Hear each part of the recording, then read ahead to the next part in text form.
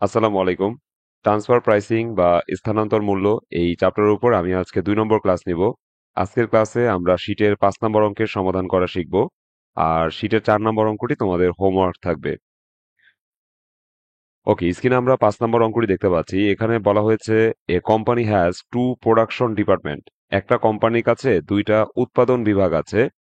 It has planned, পরিকল্পনা করা হয়েছে, to produce 10,000 units in department A. A ডিপার্টমেন্টে 10,000 ইউনিট উৎপাদন করা হবে, এরকম একটা পরিকল্পনা গ্রহণ করা হয়েছে। Of the unit produce 8,000 unit will be sold at টাকা 280 পার ইউনিট। মানে অব দ্য ইউনিট বলতে মানে আমাদের এই 10,000 ইউনিটের মধ্যে 8,000 unit will be sold, 8,000 unit বিক্রি করা হবে এট টাকা 280 পার ইউনিট। মানে প্রতি ইউনিট 280 টাকা করে 8,000 ইউনিট বিক্রি করা হবে। অ্যান্ড দ্য ব্যালেন্স 2,000 ইউনিট, এবং বাকি যে 2,000 ইউনিট থাকে will be transfer to department B at variable cost. B এর কাছে ভ্যারিয়েবল কস্টে বাকি 2,000 ইউনিট ট্রান্সফার করা হবে। তাহলে ঘটনাটা থেকে আমরা কি বুঝতে পারলাম? আমরা বুঝতে পারলাম যে এখানে আমাদের বলা হয়েছে যে এ ডিপার্টমেন্ট 10,000 ইউনিট উৎপাদন করবে, এরকম একটা পরিকল্পনা গ্রহণ করা হয়েছে। হ্যাঁ, তারপর বলছে অফ দ্য ইউনিট, এই 10,000 ইউনিটের মধ্যে 8,000 unit will be sold at টাকা 280 পার ইউনিট। মানে 8,000 ইউনিট 280 টাকা করে বিক্রি করা হবে। ঠিক আছে, আউটসাইড মার্কেটে আমরা 8,000 ইউনিট 280 করে বিক্রি করে দিব। অ্যান্ড দ্য ব্যালেন্স, ব্যালেন্স বলতে ওই যে বাকি 2,000 ইউনিটকে বোঝাচ্ছে। বাকি 2,000 unit will be transfer to department B. B এর কাছে ট্রান্সফার করা হবে অ্যাট ভ্যারিয়েবল কস্ট, ভ্যারিয়েবল কস্টে। ঠিক আছে, তাহলে সংক্ষেপে আমরা বিষয়টা বুঝতে পারলাম যে এ ডিপার্টমেন্ট 10,000 ইউনিট উৎপাদন করবে। এই 10,000 ইউনিটের মধ্যে 8,000 ইউনিট 280 করে আউটসাইড মার্কেটে বিক্রি করে দিবে। আর বাকি যে ব্যালেন্স থাকে 2,000 ইউনিট, সেই 2,000 ইউনিট বি এর কাছে ট্রান্সফার করা হবে অ্যাট ভ্যারিয়েবল কস্ট, ভ্যারিয়েবল কস্টে। এখন বলছে product of B will be sold at টাকা 430 পার ইউনিট। বি ডিপার্টমেন্ট তার পণ্যগুলো 230 করে বিক্রি করবে। হ্যাঁ, বি ডিপার্টমেন্ট তার পণ্যগুলো, তার পণ্য হচ্ছে 2,000 ইউনিট, সে হচ্ছে এগুলো 430 করে বাইরে বিক্রি করে দিবে। The estimated cost per unit in two department will be as follows. দুইটা ডিপার্টমেন্ট কস্ট পার ইউনিট নিচে দেওয়া আছে। So, আমরা দেখতে পাচ্ছি এ ডিপার্টমেন্টের কস্ট পার ইউনিট দেওয়া আছে, that's mean variable cost per unit, fixed cost per unit দেওয়া আছে। আবার বি ডিপার্টমেন্টেরও দুইটা কস্ট পার ইউনিট দেওয়া আছে, variable cost per unit, fixed cost per unit দেওয়া আছে। এখন রিকোয়ারমেন্ট একে বলছে whether the above transfer price would be justified. আমাদের এই ট্রান্সফার প্রাইস কি যুক্তিসঙ্গত? অর্থাৎ এই যে 2,000 ইউনিট, হ্যাঁ, will be transfer to department B at variable cost. B এর কাছে 2,000 ইউনিট পাঠানো হবে বা ট্রান্সফার করা হবে ভ্যারিয়েবল কস্টে। তার মানে এ ডিপার্টমেন্টের ভ্যারিয়েবল কস্ট কত? 160। তাহলে বি এর কাছে পণ্যগুলা 160 টাকা করে পাঠানো হবে। এই জিনিসটা কি জাস্টিফাইড, মানে এটা কি যুক্তিসঙ্গত? তো আমরা এই মন্তব্যটা দুইভাবে করব। রিকোয়ারমেন্ট এক দিয়ে লিখবো as it is not clear that the market of intermediate product is perfect competitive or not. আমাদের এই পণ্যের বাজার পারফেক্ট কম্পিটিটিভ নাকি পারফেক্ট কম্পিটিটিভ না, এটা ক্লিয়ার না, এটা আমাদের প্রশ্নের মধ্যে ক্লিয়ার করে বলে নাই। পারফেক্ট কম্পিটিটিভ বলতে আমরা বুঝি যে বাজারে চাহিদা এবং যোগানের ভারসাম্য আছে, আমরা সেই বাজারটাকে বলে থাকি পারফেক্ট কম্পিটিটিভ মার্কেট। এখন আমাদের এখানে ক্লিয়ার করা হয় নাই যে বাজারটা কি, এই পণ্যের বাজারটা কি পারফেক্ট কম্পিটিটিভ নাকি পারফেক্ট কম্পিটিটিভ না। এই বিষয়ে যেহেতু ক্লিয়ার করে নাই, সেহেতু আমরা দুইভাবে মন্তব্যটা করব। একবার এ দিয়ে লিখবো ইফ মার্কেট ইজ কম্পিটিটিভ, যদি বাজারটা প্রতিযোগিতাপূর্ণ হয়, হ্যাঁ, সেক্ষেত্রে লিখবো transfer price is not justified, তাহলে ট্রান্সফার প্রাইস জাস্টিফাইড না, যুক্তিসঙ্গত না। মানে আমরা যে 2,000 ইউনিট বি এর কাছে ট্রান্সফার করেছি ভ্যারিয়েবল কস্টে, এই যে ভ্যারিয়েবল কস্টে আমরা বি এর কাছে পণ্যগুলো ট্রান্সফার করলাম, এটা যুক্তিসঙ্গত না। মার্কেট কম্পিটিটিভ মানে হচ্ছে তোমার বাজারে চাহিদা আছে, যোগান সে অনুযায়ী দেয়া যাবে। তো বাজারে যদি চাহিদা থাকে আমাদের পণ্যের, তাহলে তো আমি বাজারে হচ্ছে 280 করে বিক্রি করতে পারতাম, তাই না? বাজারে আমি 280 করেই বিক্রি করতে পারতাম, ভ্যারিয়েবল কস্টে বিয়ের কাছে পণ্যগুলো পাঠানো দরকার ছিল না। এই জন্য আমরা বলতেছি the transfer price is not justified, transfer price justified না। In this case transfer price would be, সেই ক্ষেত্রে ট্রান্সফার প্রাইস হবে outlay cost plus opportunity cost. এখন আউটলে কস্ট হচ্ছে আমাদের ভ্যারিয়েবল কস্টকে বোঝানো হয়। সো ভ্যারিয়েবল কস্ট তো 160 টাকা, প্রথমে 160 লিখবা। আর অপরচুনিটি কস্ট হচ্ছে ওই বিক্রয় মূল্য থেকে ভ্যারিয়েবল কস্ট বাদ দিলে অপরচুনিটি কস্ট পাওয়া যায়, দ্যাটস মিন 280 থেকে 160 বাদ দিবা, তাহলে অপরচুনিটি কস্ট হচ্ছে 120। 160 120 যোগ করলে 280 টাকা হচ্ছে আমাদের ট্রান্সফার প্রাইস হওয়ার কথা ছিল। হ্যাঁ, সো যদি মার্কেটটা কম্পিটিটিভ হয় তাহলে আমরা তো বাহিরেই 280 করে বিক্রি করতে পারতাম, তাই না? কেন আমি বিয়ের কাছে কম দামে ট্রান্সফার করবো? এটা তো যুক্তিসঙ্গত কাজ হয় নাই। এই জিনিসটাই বুঝালাম আর কি, যে যদি বাজারটা কম্পিটিটিভ হয় তার মানে বাজারে চাহিদা আছে, আমি পণ্যগুলো চাইলে বিক্রি করতে পারতাম। হ্যাঁ, আমরা তো 8,000 ইউনিট 280 করে বিক্রি করেছি। 8,000 ইউনিট 280 করে বিক্রি করেছি, আর বি এর কাছে 2,000 ইউনিট কম দামে পাঠিয়ে দিয়েছি। ভ্যারিয়েবল কস্ট তো মাত্র 160 টাকা। আমি বি এর কাছে 160 করে পণ্যগুলা পাঠিয়ে দিয়েছি। এখন এই জিনিসটা জাস্টিফাইড কিনা, এই জিনিসটা যুক্তিসঙ্গত কিনা। তা আমি বলছি মার্কেট যদি কম্পিটিটিভ হয় তাহলে এটা যুক্তিসঙ্গত কাজ হয় নাই, কারণ সেই ক্ষেত্রে ট্রান্সফার প্রাইস উঠবি, মানে ট্রান্সফার প্রাইসটা হতো outlay cost plus opportunity cost. Outlay cost মানে variable cost, plus opportunity cost মানে হচ্ছে ওই যে বাজার মূল্য থেকে ভ্যারিয়েবল কস্ট বাদ দিবা, তাহলে 120 হচ্ছে অপরচুনিটি কস্ট, দুইটাকে যোগ করলে 280 টাকা আমাদের ট্রান্সফার প্রাইস হওয়ার কথা ছিল যদি বাজারটা কম্পিটিটিভ হয়। সেই ক্ষেত্রে আমাদের ট্রান্সফার প্রাইস জাস্টিফাইড হয় নাই। আর বলবো যে if market is not competitive, যদি বাজারটা প্রতিযোগিতাপূর্ণ না হয়, প্রতিযোগিতাপূর্ণ না মানে হচ্ছে বাজারে চাহিদা যোগানে ভারসাম্য নাই, অর্থাৎ আমি যদি চাই বাজারে 2,000 বিক্রি করবো হয়তো বা পারবো না। হ্যাঁ, নট কম্পিটিটিভ মার্কেট হলে আমার হয়তো বা 8,000 পণ্য আমি বিক্রি করতে পারছি, বাকি পণ্য কিন্তু আমি বাইরে বিক্রি করতে পারি নাই, 260 করে বিক্রি করতে পারবো না। সেই ক্ষেত্রে আমাদের 2,000 ইউনিট আমি যদি ভ্যারিয়েবল কস্টে বিয়ের কাছে পাঠাই দিই, এটা জাস্টিফাইড। ঠিক আছে, তখন আমরা লিখবো the transfer price is justified. সেই ক্ষেত্রে transfer price justified. In this case transfer price would be outlay cost only, that's mean variable cost only, বা 160 টাকাই হবে। তো আমি তো 160 করে বিয়ের কাছে পণ্যগুলো পাঠাইছি, সো ট্রান্সফার প্রাইস জাস্টিফাইড হবে। তো যখন আমাদের এরকম কোশ্চেন করবে যে whether the above transfer price would be justified, আমাদের এই ট্রান্সফার প্রাইস কি জাস্টিফাইড, যুক্তিসঙ্গত, তখন আমি দেখবো প্রশ্নের মধ্যে বলা আছে কিনা যে আমাদের এই পণ্যগুলোর যে বাজার, সেই বাজারটা হচ্ছে পারফেক্ট কম্পিটিটিভ অথবা কম্পিটিটিভ না, এরকম কোনো কথা বলা আছে কিনা। যদি বলা না থাকে তাহলে দুইবার মন্তব্যটা করতে হবে, যে বাজার কম্পিটিটিভ যদি হয় সেই ক্ষেত্রে বলবো ট্রান্সফার প্রাইস জাস্টিফাইড না, সেই ক্ষেত্রে আমাদের 280 টাকা করে ট্রান্সফার প্রাইস হওয়ার কথা ছিল। আর যদি বাজার নট কম্পিটিটিভ হয় সেই ক্ষেত্রে বলবো ট্রান্সফার প্রাইস ঠিক আছে, জাস্টিফাইড। হ্যাঁ, আমাদের ভ্যারিয়েবল কস্টটাই হবে ট্রান্সফার প্রাইস। হ্যাঁ, এই যে transfer price would be variable cost. এইভাবে আমরা দুইটা মন্তব্য করে দিব, ঠিক আছে। এবার আসো রিকোয়ারমেন্ট টু তে। রিকোয়ারমেন্ট টু তে আমাদের কি বলেছে?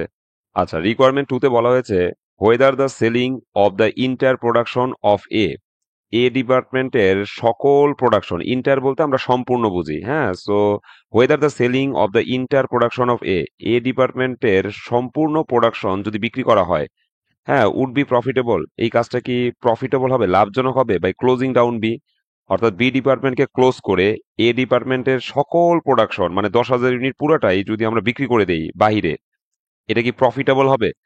তাহলে আমরা এই ক্ষেত্রে কি করব, দুইটা ইনকাম স্টেটমেন্ট করব। একবার লিখবো যে income statement, if 10,000 units are sold entire to outside market, মানে আমাদের সম্পূর্ণ প্রোডাকশন হচ্ছে 10,000 ইউনিট, এই 10,000 ইউনিট যদি আমরা আউটসাইড মার্কেটে বিক্রি করি বাই ক্লোজিং ডাউন বিটাকে ক্লোজ করে, সেই ক্ষেত্রে আমাদের নিট প্রফিট কত আমরা বের করব। আরেকবার লিখবো যে income statement, if B is not close down, যদি বিটাকে আমরা ক্লোজ না করি সেক্ষেত্রে আমাদের নিট প্রফিটটা কেমন আসবে, এ এর নিট প্রফিট আর বি এর নিট প্রফিট সেক্ষেত্রে আলাদা আলাদা বেরোবে। হ্যাঁ, সেই ক্ষেত্রে আমাদের নিট প্রফিট কত আসবে। তো নিট প্রফিট আমাদের দুইবার বের করতে হবে। যদি আমরা হচ্ছে বি কে ক্লোজ করি তাহলে এ হচ্ছে কি 10,000 পণ্য বাইরে বিক্রি করবে, সেক্ষেত্রে 5 লাখ টাকা লাভ করবে। আর যদি আমরা বি কে ক্লোজ না করি, নট ক্লোজ ডাউন, বি কে যদি আমরা ক্লোজ না করি সেক্ষেত্রে এও ওপেন বিও ওপেন। হ্যাঁ, দুইটা ডিপার্টমেন্টে আমার কাছে আছে, তো এ ডিপার্টমেন্টে আলাদা একটা প্রফিট বের হবে, বি ডিপার্টমেন্টে আলাদা একটা প্রফিট বের হবে। তো দুইটা মিলে দেখতে পাচ্ছি কত হয়, 3 লাখ, 4 লাখ কত, 4,40,000 হয়, তাই না? 4,40,000। সো আমি দেখতে পাচ্ছি যে বি কে যদি আমরা নট ক্লোজ করি, মানে নট ক্লোজ ডাউন, বিটাকে যদি আমরা ক্লোজ না করি, দ্যাটস মিন বি ওপেন আছে, সেক্ষেত্রে তো এ এর নিট প্রফিট আলাদা বেরোবে, বি এর নট নিট প্রফিটও আলাদা বেরোবে। সো দুইটা মিলে আমি দেখতে পাচ্ছি 4,40,000 টাকা নিট প্রফিট হচ্ছে। আর যদি বি কে আমরা ক্লোজ করে দিই তাহলে এ একাই 5 লাখ টাকা প্রফিট করে। সেক্ষেত্রে আমাদের বলবো যে হ্যাঁ, বি কে ক্লোজ করে দেওয়াই ভালো, কারণ এ অনেক প্রফিট করতে পারতেছে। তো যাই হোক, আমরা পুরো ঘটনাটা আগে বুঝি। আমাদের অঙ্কের মধ্যে বলছে বিটাকে ক্লোজ করে যদি আমি সব প্রোডাক্ট সেল করে দেই, হ্যাঁ, এ যত প্রোডাক্ট উৎপাদন করবে সব প্রোডাক্ট যদি আমি সেল করি, এই কাজটা কি প্রফিটেবল হবে কিনা। তো আমি দেখি প্রফিটেবল হয় কিনা। আগে বি কে ক্লোজ ক্লোজ ডাউন করে আমি একটা নিট প্রফিট বের করবো, আবার বিটাকে নট ক্লোজ ডাউন করে আমি হচ্ছে আরেকটা নিট প্রফিট বের করবো, দেন দেখবো যে কোনটা নিট প্রফিট বড়। তার উপর ভিত্তি করে আমি হচ্ছে ডিসিশন নিবো যে বি কে আমি ক্লোজ করবো নাকি ক্লোজ করবো না, কোনটা আমার জন্য লাভজনক সেটা আমি একটু পরে বলবো। So, আমি ইনকাম স্টেটমেন্ট করছি, ইনকাম স্টেটমেন্ট লিখলাম, লিখলাম যে if 10,000 units are sold entire to outside market, মানে আমাদের যে 10,000 ইউনিট আছে এটা যদি আমরা আউটসাইড মার্কেটে বিক্রি করে দেই বাই ক্লোজিং ডাউন বি, মানে বিটাকে ক্লোজ করে আমাদের 10,000 প্রোডাক্ট যদি আউটসাইড মার্কেটে বিক্রি করি তাহলে নিট প্রফিট কত হবে। পার্টিকুলার টাকা, দুইটা কলামের একটা টেবিল তৈরি করবা। প্রথমে লিখবা সেলস, আমাদের 10,000 ইউনিট উৎপাদন করা হয়, প্রতি ইউনিট আমরা 280 করে বিক্রি করতে পারবো। তাহলে 10,000 গুণ 280, 10,000 গুণ 280 দ্যাটস মিন 28 লাখ টাকা হচ্ছে আমাদের সেলস। তার থেকে লেস করতে হবে কস্ট। এখন এ ডিপার্টমেন্টে কস্ট দুইটা, variable cost, fixed cost. So variable cost কত হবে? 10,000 গুণ 160, আর ফিক্সড কস্ট কত হবে? 10,000 গুণ 70। যেহেতু এগুলো পার ইউনিটে দেওয়া আছে, সো 10,000 দিয়ে গুণ করতে হবে। লেস করবো ভ্যারিয়েবল কস্ট, আমাদের 10,000 ইউনিট গুণ 160, তাহলে ভ্যারিয়েবল কস্ট হচ্ছে 16 লাখ টাকা। 28 লাখ থেকে 16 লাখ বাদ দিলে আমাদের কন্ট্রিবিউশন বেরোবে 12 লাখ। এখান থেকে আমাদের ফিক্স কস্ট বাদ দিতে হবে, তো লেস লিখলাম ফিক্স কস্ট 10,000 গুণ 70, দ্যাটস মিন 7 লাখ টাকার ফিক্স কস্ট বাদ দিব, আমাদের নিট প্রফিট বের হয়ে যাবে 5 লাখ টাকা। মানে দুইটাই খরচ আছে, ভ্যারিয়েবল আর ফিক্স কস্ট। তো তুমি প্রথমে সেলসটা বাইর করবা, 10,000 গুণ 280 সেলসটা বেরোবে, এর থেকে তুমি ভ্যারিয়েবল কস্ট বাদ দিবা, ফিক্স কস্ট বাদ দিবা, তাহলে তো নিট প্রফিট বের হয়ে গেল। তাহলে বি কে যদি ক্লোজ করি, তাহলে বি এর তো কোনো হিসাব নেই, জাস্ট আমাদের এ কি করবে, 280 করে 10,000 পণ্য বিক্রি করে দিবে, তার থেকে ভ্যারিয়েবল কস্ট ফিক্স কস্ট বাদ দিবে, নিট প্রফিট সহজেই পেয়ে যাবে। এখন আসো আরেকটা ইনকোয়েশন করবো, যে ই B is not close down, যদি বিটাকে আমরা ক্লোজ না করি, তার মানে বি ওপেন। বি যদি ওপেন থাকে, সেক্ষেত্রে এ এরও নিট ইনকাম বেরোবে, বি এরও নিট ইনকাম বেরোবে। তারপর দুইটা যোগ করে আমি বুঝতে পারবো যে আসলে আমার নিট ইনকাম কত হয়েছে। তা আমি লিখলাম যে বি নট ক্লোজ ডাউন, বিটা ওপেন আছে। সেক্ষেত্রে পার্টিকুলার ডিপার্টমেন্ট এ টাকা টাকা, ডিপার্টমেন্ট বি টাকা টাকা। প্রথমে সেলস লিখবো, এ এর সেলস কেমন হবে? এ এর সেলস হচ্ছে দুই ভাগে বিভক্ত, সে 8,000 ইউনিট বিক্রি করে 280 করে, আর 2,000 ইউনিট বি এর কাছে বিক্রি করছে ভ্যারিয়েবল কস্ট মানে 160 করে। তাহলে এ এর সেলসটা এইভাবে বের করবা, 8,000 গুণ 280 যোগ 2,000 গুণ 160, তাহলে এ এর সেলস হচ্ছে 25 লাখ টাকা, 25,60,000 টাকা, সরি, 25,60,000 টাকা। আর বি এর সেলস কত? বি হচ্ছে তার পণ্যগুলো 430 করে বিক্রি করে দেয়, তাহলে বি এর সেলস হবে 2,000 গুণ 430, দ্যাটস মিন 8,60,000 টাকা। এখন সেলস থেকে কস্ট বাদ দিলে নিট প্রফিট পাওয়া যায়, সো আমরা লেস লিখবো কস্ট। হ্যাঁ, কস্ট কি কি? ট্রান্সফার কস্ট, এটা শুধু বি এর জন্য আসবে, এর জন্য কোনো ট্রান্সফার কস্ট নাই, কারণ এ নিজেই পণ্যগুলো তৈরি করছে। হ্যাঁ, তৈরি করে সে বি এর কাছে পাঠাইছে, সো বি এর ট্রান্সফার কস্ট আছে, কিন্তু এর ট্রান্সফার কস্ট নাই। তো যাই হোক, আমরা সেলস থেকে খরচ বাদ দিব, ট্রান্সফার কস্ট বাদ দিব, ভ্যারিয়েবল কস্ট বাদ দিব, ফিক্সড কস্ট বাদ দিব। তো এর ট্রান্সফার কস্ট নাই, কিন্তু বি এর ট্রান্সফার কস্ট আছে। বি এর ট্রান্সফার কস্ট কত? তোমার হচ্ছে 3,20,000 টাকা। এটা কিভাবে আসে? ওই যে 2,000 পণ্য 160 করে বি এর কাছে পাঠানো হয়েছে, এই যে বলা আছে 2,000 unit will be transfer to department B at variable cost, মানে 160 টাকা করে বি এর কাছে 2,000 ইউনিট পাঠানো হয়েছে বা ট্রান্সফার করা হয়েছে। সো 2,000 গুণ 160, দ্যাটস মিন 3,20,000 টাকা হচ্ছে বি এর ট্রান্সফার কস্ট। এর কোনো ট্রান্সফার কস্ট নাই, একটা হাইফেন দিবা। ভ্যারিয়েবল কস্ট, ভ্যারিয়েবল কস্ট কিভাবে আমরা বের করব? আমাদের এ ডিপার্টমেন্টের পণ্য আছে মোট 10,000, সো প্রতি ইউনিটে আমাদের হচ্ছে ভ্যারিয়েবল কস্ট 160, সো 10,000 গুণ 160 দিলে 16 লাখ টাকা হচ্ছে ভ্যারিয়েবল কস্ট। আর বি এর হচ্ছে পণ্য তোমার 2,000, প্রতি ইউনিটে তোমার ভ্যারিয়েবল কস্ট হচ্ছে 110, সো 2,000 গুণ 110 দিলে আমাদের 2,20,000 টাকা হচ্ছে ভ্যারিয়েবল কস্ট বি এর জন্য। আর ফিক্স কস্ট 10,000 গুণ 70, এই যে 70, আর বি এরও 2,000 গুণ 70, তার মানে এখানে 7 লাখ আর ওইখানে হচ্ছে 1,40,000। সো এই তিনটা তিনটা যদি আমরা যোগ করি, এখানে হাইফেন আছে, ধরো তিনটা খরচই আছে, এই তিনটা খরচ যোগ করলে আমাদের হচ্ছে কত? 23 লাখ। আর এই তিনটা যোগ করলে কত হচ্ছে? 6,80,000। তো সেলস থেকে খরচ বাদ দিলে আমরা নিট প্রফিট পেয়ে গেলাম 2,60,000, আর এখানে সেলস থেকে খরচ বাদ দিলে আমরা নিট প্রফিট পেয়ে গেলাম 1,80,000। তো বি যদি নট ক্লোজ ডাউন হয়, অর্থাৎ বি যদি ক্লোজ না করি, বি কে যদি আমরা ক্লোজ না করি, দ্যাটস মিন ওপেন থাকে, সেক্ষেত্রে দুইটা আলাদা আলাদা প্রফিট বেরোবে, ডিপার্টমেন্ট ওয়াইজ দুইটা আলাদা আলাদা প্রফিট বেরোবে। সো দুইটা মিলে আমাদের প্রফিট কত? 4,40,000। আর যদি বি রে ক্লোজ করে দেই, তাহলে এ ডিপার্টমেন্ট একাই প্রফিট করে নেয় 5 লাখ। তা তো বি কে ক্লোজ করে দেওয়াই ভালো, তাই না? এ ডিপার্টমেন্ট একাই 5 লাখ টাকা প্রফিট করতে পারে, তাহলে বি কে ক্লোজ করে আমরা শুধু এ এ ডিপার্টমেন্টটা ওপেন রাখলে তো পারি। তো আমরা লিখবো যে yes I support to close down department B, আমি সমর্থন করি বি কে ক্লোজ করে দেওয়া। If B is close down, যদি বি ক্লোজ করে দেওয়া হয়, it will increase a profit by, তোমার ওই 5 লাখ থেকে এই দুইটার প্রফিটের যে যোগফল সেটা বাদ দিয়ে দিবা। হ্যাঁ, 5 লাখ থেকে এই দুইটা প্রফিটের যোগফল বাদ দিবা, 5 লাখ মাইনাস ব্র্যাকেটে দেখাই দিবা 2,60,000 যোগ 1,80,000, তো বিয়োগ করলে আমরা দেখতে পাচ্ছি 60,000 টাকা প্রফিট বেশি থাকে যদি আমি বি কে ক্লোজ করে দিই। Yes I support to close down department B, আমি সমর্থন করি ডিপার্টমেন্ট বি কে ক্লোজ করে দেওয়া। If B is close down, যদি বি ক্লোজ করে দেওয়া হয়, হ্যাঁ, it will increase a profit by টাকা 60,000, তাহলে আমাদের প্রফিট 60,000 টাকা বৃদ্ধি পাবে। এভাবে আমরা একটা মন্তব্য করে দিব। তো আশা করি রিকোয়ারমেন্ট 2 সবাই বুঝতে পেরেছো। এবার আসলে রিকোয়ারমেন্ট 3 তে। রিকোয়ারমেন্ট 3 তে আমাদের বলছে কি, যে whether closing down of B would be profitable if 50% of the fixed cost of B is unavoidable, মানে বি এর যে ফিক্সড কস্ট আছে তার 50% আনঅ্যাভয়েডেবল। আনঅ্যাভয়েডেবল মানে কি? মানে বি কে যদি তুমি ক্লোজ করেও দাও, তাও বি এর যে ফিক্সড কস্ট তার 50% ফিক্সড কস্ট তুমি হচ্ছে গিয়ে বহন করতেই হবে, এটা আনঅ্যাভয়েডেবল, এটা অ্যাভয়েড করা যাবে না। 50% of fixed cost of B is unavoidable, B এর যে ফিক্সড কস্ট তার 50% আনঅ্যাভয়েডেবল, মানে বি এর ফিক্সড কস্টের 50% তুমি অ্যাভয়েড করতে পারবে না, এটা তোমার বহন করতেই হবে। তুমি বি কে যদি ক্লোজ করেও দাও, হ্যাঁ, তাও তোমার হচ্ছে 50% ফিক্সড কস্ট বহন করতে হবে, বি এর 50% ফিক্সড কস্ট বহন করতে হবে, তাহলেও কি বি কে ক্লোজ করে দেওয়া প্রফিটেবল হবে? তাহলে আমরা এখন আবার একটা ইনকাম স্টেটমেন্ট করব, হ্যাঁ, যেখানে আমি ওই 50% ফিক্সড কস্ট বহন করলে আমি দেখবো যে আমার প্রফিটটা আসলে কত থাকে। তো আমি এখানে লিখবো if 50% of fixed cost of department B is unavoidable, then, মানে বি এর ফিক্সড কস্টের 50% যদি অ্যাভয়েড করা না যায়, সেক্ষেত্রে সেক্ষেত্রে আমাদের কি হবে, প্রফিট বাই ডিপার্টমেন্ট এ। আমি আগের রিকোয়ারমেন্ট থেকে দেখে আসি, এই যে বি কে যদি আমরা ক্লোজ করে দিতাম তাহলে কত হইতো, 5 লাখ টাকা প্রফিট হইতো। এখন আসলে 5 লাখ টাকা প্রফিট হবে না, কারণ এইখান থেকে আরেকটু খরচ বাদ যাবে। কোন খরচটা বাদ যাবে? ওই যে বি এর ফিক্স কস্টের 50%, এটা আনঅ্যাভয়েডেবল, এটা অ্যাভয়েড করতে পারতেছি না, এটা অ্যাভয়েড করা যাবে না, এটা আনঅ্যাভয়েডেবল। তার মানে আমার যে প্রফিটটা আছে এখান থেকে কিছু প্রফিট কমাই দিতে হবে, কারণ যতটুকু খরচ আনঅ্যাভয়েডেবল, আমার প্রফিট তো ততটুকু কমাই দিতেই হবে, কারণ এই খরচটা বহন করলে নিট প্রফিটটা কমে যাবে না? তা আমি বি কে যদি ক্লোজ করি তাহলে আমার ইনকাম স্টেটমেন্টে দেখাচ্ছিল নিট প্রফিট 5 লাখ টাকা। তো এখন বলছে যে বি কে ক্লোজ করার পরেও তুমি তোমার এই ক্লোজ করার কাজটা কি প্রফিটেবল হবে যদি 50% of fixed cost of department B is unavoidable. যদি বি ডিপার্টমেন্টের ফিক্সড কস্টের 50% আনএভয়েডেবল হয়, তাহলেও কি বি কে ক্লোজ করা প্রফিটেবল হবে? তো ক্লোজ করলে তো 5 লাখ টাকা প্রফিট আমি দেখতেই পাইছি, কিন্তু এখন বলছে 50% ফিক্সড কস্ট অ্যাভয়েড করা যাবে না, এটা বহন করতে হবে, তাহলে এই প্রফিট থেকে ওই ফিক্সড কস্টের 50% কমাই দিতে হবে। তো পুরো স্টেটমেন্ট না করে তুমি এখান থেকে অঙ্কটা স্টার্ট করতে পারো যে নিট প্রফিট হচ্ছে আমাদের দেওয়া আছে profit by department A, department এর প্রফিট দেওয়া আছে তোমার 5 লাখ টাকা।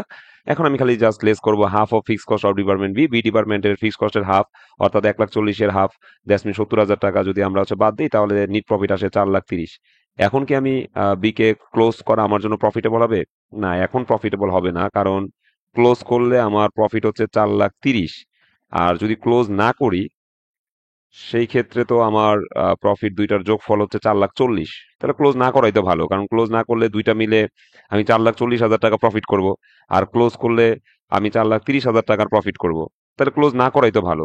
ঠিক আছে, সো আমরা বলবো যে if 50% of fix cost of department B is unavoidable, যদি বি এর ফিক্স কস্টের 50% আনঅ্যাভয়েডেবল হয়, হ্যাঁ, I do not support to close down department B, তাহলে আমি বি ডিপার্টমেন্ট ক্লোজ করাকে সাপোর্ট করি না। If B is not close down, যদি বি কে ক্লোজ করা না হয়, it will increase a profit, তাহলে আমাদের প্রফিটটা বাড়বে কতটুক, এই যে বাই লিখে দিলাম যে 2,60,000 আর 1,80,000, এই দুইটার যোগফল থেকে আমি এই 4,30,000 বাদ দিব, তাহলে 10,000 টাকা প্রফিট আমার বৃদ্ধি করা সম্ভব যদি আমি বিকে ক্লোজ না করি। আচ্ছা, এই হচ্ছে রিকোয়ারমেন্ট 3। আর রিকোয়ারমেন্ট 4 বলছে whether the above transfer price would be justified, আমাদের এই ট্রান্সফার প্রাইসটা কি যুক্তিসঙ্গত if in the market there is no additional demand for product A, মানে প্রোডাক্ট এর জন্য যদি বাজারে কোনো অ্যাডিশনাল ডিমান্ড না থাকে তাহলে কি ট্রান্সফার প্রাইস জাস্টিফাইড? তাহলে অবশ্যই জাস্টিফাইড, মানে বাজারে আমি এই প্রোডাক্টগুলো বিক্রি করতে পারবো না, কোনো চাহিদাই নাই। এই যে বলে দিছে there is no additional demand of for product A, A প্রোডাক্টের জন্য কোনো অতিরিক্ত চাহিদা নাই বাজারে। তো বাজারে যদি এই প্রোডাক্টের চাহিদা না থাকে, তাহলে আমি বি এর কাছে যে ভ্যারিয়েবল কস্টে পণ্যগুলো পাঠাইছি এটা অবশ্যই যুক্তিসঙ্গত, এটা একটা রুলস। ঠিক আছে, মানে আমি 10,000 পণ্য উৎপাদন করছি, 8,000 পণ্য আমি আউটসাইড মার্কেটে 280 করে বিক্রি করছি। এখন বাকি 2,000 ইউনিট আমি বাজারে বিক্রি করতে পারবো না, কারণ বাজারে কোনো চাহিদা নাই।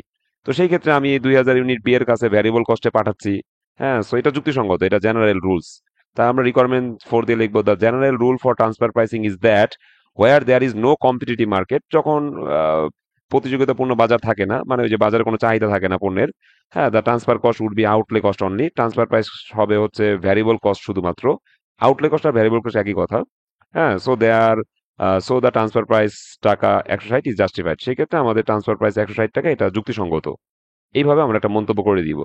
তো এই ছিল আমাদের 5 নাম্বার অঙ্ক। তোমরা 5 নাম্বার অঙ্কটা তো অবশ্যই করবা, খুবই ইম্পর্টেন্ট একটা অঙ্ক। আর সাথে হচ্ছে একটা হোমওয়ার্ক করবা। হোমওয়ার্ক করবা হচ্ছে শীটের 4 নাম্বার অঙ্ক, তাহলে 4 এবং 5 এই দুইটা অঙ্ক তোমাদের হোমওয়ার্ক থাকলো। আজকের মতো বিদায় নিচ্ছি, সবাই ভালো থেকো, আল্লাহ হাফেজ, আসসালামু আলাইকুম সবাইকে।